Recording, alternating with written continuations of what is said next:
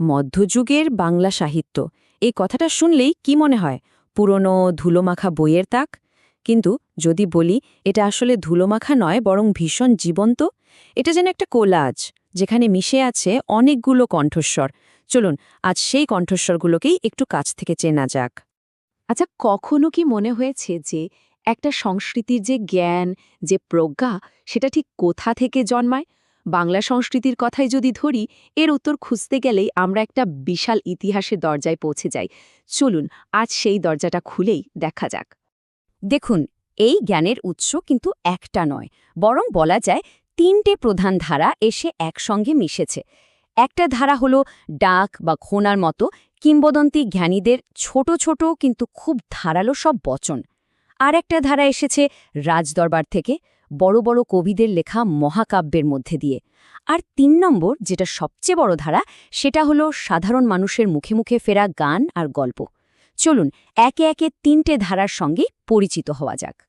আমাদের এই সফরের শুরুটা হবে সেই সব মানুষদের দিয়ে যাদের ছোট ছোট কথাগুলো, মানে বচনগুলো, শত শত বছর ধরে বাঙালির জীবনকে পথ দেখিয়েছে, যেগুলো হয়ে উঠেছে আমাদের রোজকার জীবনের জ্ঞানের ভাণ্ডার। এই ধারার দুজন কিংবদন্তি হলেন ডাক আর খনা। নাম দুটো শুনলেই কেমন একটা রহস্যময় অনুভূতি হয়, তাই না? মনে করা হয় ডাক ছিলেন একজন বৌদ্ধ সন্ন্যাসী, যার কথাগুলোর মধ্যে ছিল গভীর জীবন দর্শন। আর খনা, তিনি ছিলেন একজন কিংবদন্তি নারী, জ্যোতিষশাস্ত্রে যার ছিল অসাধারণ পাণ্ডিত্য।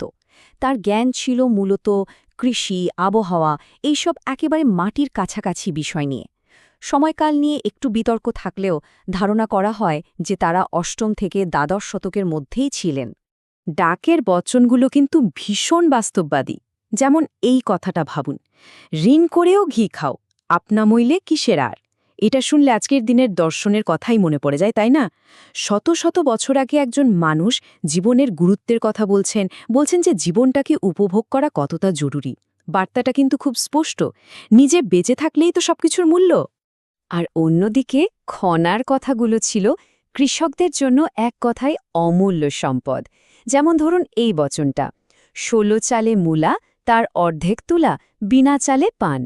এটা কিন্তু শুধু একটা ছড়া নয়, এটা একটা আস্ত এগ্রিকালচারাল গাইডলাইন। কোন ফসলের জন্য জমিকে ঠিক কতটা প্রস্তুত করতে হবে, সেই নিখুঁত জ্ঞানটাই তিনি দিয়ে গেছেন। আর এই জ্ঞান প্রজন্মের পর প্রজন্ম ধরে কৃষকদের পথ দেখিয়েছে।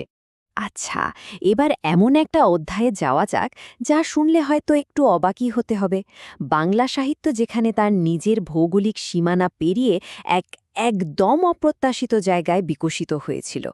কি ভাবতে পারত বলুন তো, সপ্তদশ শতকে বাংলা সাহিত্য চর্চার অন্যতম সেরা জায়গাটা ছিল বাংলার বাইরে, আজকের মায়ানমারের আরাকান রাজসভা। আর সবচেয়ে আশ্চর্যের বিষয় হল, আরাকানের বৌদ্ধ রাজারা খুব উদারভাবে বাঙালি মুসলমান কবিদের পৃষ্ঠপোষকতা করতেন। ইতিহাসে এমন সাংস্কৃতিক মেলবন্ধনের উদাহরণ কিন্তু খুব বেশি নেই।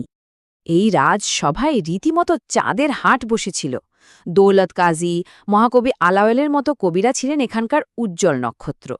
বিশেষ করে আলাওয়ালের লেখা পদ্মাবতীর মতো কাব্যগুলো তো বাংলা সাহিত্যকে একটা অন্য মাত্রায় নিয়ে গিয়েছিল। আবার কোরেশি মাগন ঠাকুরের মতো সভাসদরা শুধু নিজেরা লিখতেন না, তারা অন্যদেরও সাহায্য করতেন। এখানকার সাহিত্য মূলত দুটো ধারায় এগোত। একদিকে ছিল ইসলামী ধর্মীয় বিষয়, আর অন্যদিকে ছিল মানুষের প্রেম ভালোবাসার রোম্যান্টিক গল্প। আমরা এতক্ষণ কথা বললাম বিশেষ কিছু জ্ঞানী মানুষ আর রাজসভার কবিদের নিয়ে, কিন্তু সাহিত্যের সবচেয়ে বড় অংশটা তো কোনো একজন বিশেষ মানুষ লেখেননি, ওটা রচনা করেছে একটা গোটা জনগোষ্ঠী, তাদের জীবন দিয়ে শতাব্দীর পর শতাব্দী ধরে। চলুন এবার সেই বিশাল জগতে প্রবেশ করা যাক।